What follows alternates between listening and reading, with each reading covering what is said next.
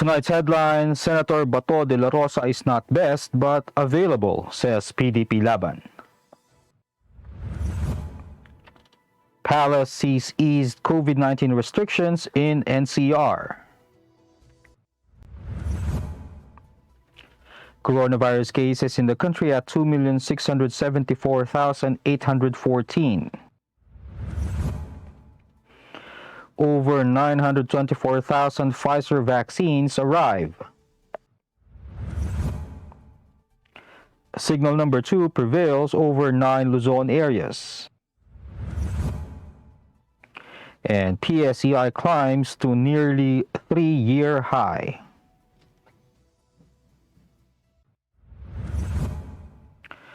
Good evening. Today is Monday, October 11, 2021. I'm Elmer Navarro Manuel and this is Tribune News on Q. Here are the stories for this evening. PDP Laban Secretary General Melvin Matibag said Monday that Senator Ronald Bato de la Rosa was not the ruling party's best presidential candidate that they could offer for the coming elections, but he was available. Matibag stressed that while they were originally pushing Senator Christopher Lawrence Bongo for the presidency, the ruling party agreed that De La Rosa is the better alternative. Meantime, De La Rosa said he was not hurt that he was chosen as the last option of the PDP Laban for the post. The PDP Laban, led by Energy Secretary Alfonso Cusi, also denied that De La Rosa was a last-minute decision, saying the selection process was followed. Malacanang said Monday the government may likely ease quarantine restrictions in Metro Manila due to the lower number of COVID-19 cases in the country. Roque noted that data will dictate if they should ease quarantine classifications and stressed that they are still looking at the 2-week growth rate of COVID-19 cases and the daily number of COVID-19 cases. The palace official, however, argued that granular lockdowns implemented in Metro Manila amid being under Alert Level 4, which limits dining out at 10 to 30% operating capacity, is still in pilot stage and thus needs more time to reflect efficiency or otherwise. This protocol will be in effect in Metro Manila until November 15. Areas under Alert Level 4 are those with high and or increasing, while total beds and ICU beds are at a high utilization rate. The Department of Health reported 8,292 confirmed coronavirus disease cases on Monday to bring the total number of infections in the country to 2,674,814. This brought the active cases to 98,894, and of the total, 74.4% are mild, 15% are asymptomatic, 3.2% are severe, and 1.3% are in critical condition. The number of recoveries, on the other hand, rose to 2,536,260 after 302 patients recovered from the deadly disease. The death toll is now at 39,660 with 36 fatalities recorded. Health Undersecretary Maria Rosario Vergeres said total dedicated beds increased from 8,153 to 9,144 from July 1 to October 8 for non-ICU patients, while beds for ICU patients increased from 1,123 to 1,523. Tribune News on Q will be back after these reminders. Boto Moto Halalan 2022, the Daily Tribune special coverage. Magpabakuna kayo. This public service advisory is brought to you by Daily Tribune and 100.3 RJFM. Magandang araw mga katribu! Narito na ang mga makakasama nyo tuwing umaga sa programang Gising Na. Roy Pelevelo, Comfy Manalo, Chinky Mangkukang, Vernon Velasco, Kim Sancha at Chirk Balagtas. Abangan ang programang Gising Na mula alas 8 hanggang alas 9 ng umaga sa Facebook page ng Daily Tribune. Ilabas ng mainit na kape at samahan kami sa inyong pag-almusal, mga katribo. Sama-sama natin alamin ang mga natatagong istorya sa mga latest na kaganapan sa loob at labas ng bansa. Simulan ang bawat umaga with good vibes sa mga informative and recreational segments dito sa ating programa. Maaari niyo rin ibahagi sa amin ang inyong opinion via Daily Tribune Facebook page at Tribune Now sa YouTube. Makichika na rin sa latest showbiz happenings, mga katribo. Kaya naman, magkita-kita po tayo mula Lunes hanggang Biyernes, alas 8 hanggang alas 9 ng umaga at magsama-sama po tayo sa Gising Na! Magpabakuna kayo. Ayon sa World Bank, tinatayang 4.8 hanggang 12.7 milyong toneladang plastic ang sumisira sa ating karagatan taon-taon. Halos 80% nito ang nanggagaling sa Asya. Sa buong mundo, ang Pilipinas ay itinuturing na pangatlong pinakamalaking nagdudulot ng polusyon sa karagatan.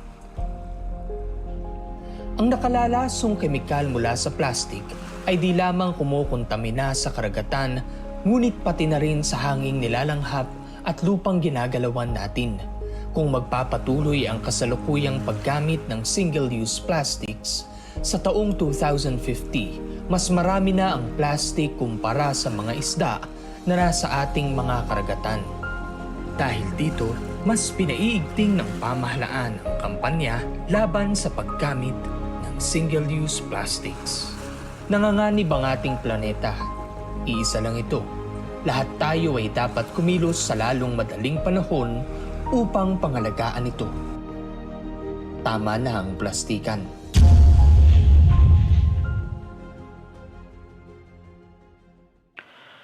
In other news, almost 1 million doses of the Pfizer-BioNTech COVID-19 vaccine arrived in the Philippines on Monday, with some of them to be allocated to Filipinos in the 12 to 17 age group. According to the National Task Force Against COVID-19, a total of 924,300 doses landed at the Ninoy Aquino International Airport Terminal 3 at 4 p.m., and they were donated by the United States and coursed through the Global Vaccine Sharing Facility, COVAX. NTF Assistant Secretary Wilben Mayor said that the vaccines will be distributed across the country, and when asked if a portion of the vaccines will be allocated for the inoculation of minors, Mayor answered in the affirmative. Vaccine Czar Carlito Galvez Jr. previously said that the pilot vaccination of children with comorbidities aged 12 to 17 years old will be conducted at 8 hospitals starting October 15, with children aged 15 to 17 years old to be vaccinated first. State Weather Bureau Pag-asa announced that Tropical Cyclone Wind Signal Number 2 remained hoisted among 9 areas in Luzon as severe tropical storm Maring continues to move westward to Babuyan Islands. Pag-asa said the center of Maring is located 105 kilometers east-northeast of Apari, Cagayan, or 120 kilometers east-southeast of Calayan, Cagayan at 4 p.m., with maximum sustained winds of 95 kilometers per hour near the center and gustiness of up to 115 kilometers per hour. It is moving westward at 20 kilometers per hour. Signal number 2 is hoisted over Batanes, Cagayan, including Babuyan Islands, the northern portion of Isabela, Apayao, Kalinga, Mountain Province, Abra, Ilocos Norte, and Ilocos Sur. Pag-asa said Maring will bring heavy to intense with at times torrential rains over Batanes, northern portion of mainland Cagayan, including Babuyan Islands, Ilocos Norte, Ilocos Sur, Apayao, Abra, Mountain Province, and Benguet, while moderate to heavy with at times intense rains will prevail over the rest of mainland Cagayan, Cordillera, and Ilocos region.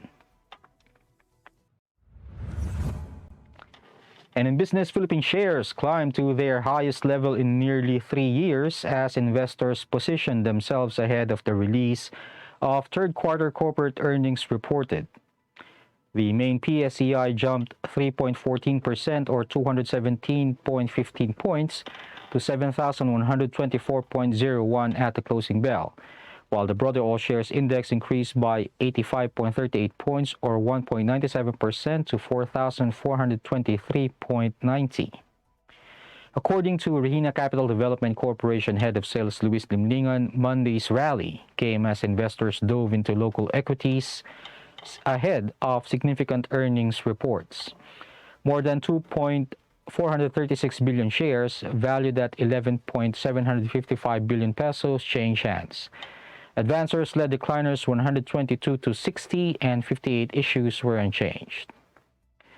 That wraps up the stories tonight, and before we go, we would like to thank the SM Store, Araneta City, Department of Tourism, and Overseas Community Affairs Council member Alan Lin of the Republic of China for their continued support. Again, this is Elmer Navarro Manuel, and you're watching Tribune News on Q. Stay safe, stay healthy, and stay at home. Good night, and God bless us all.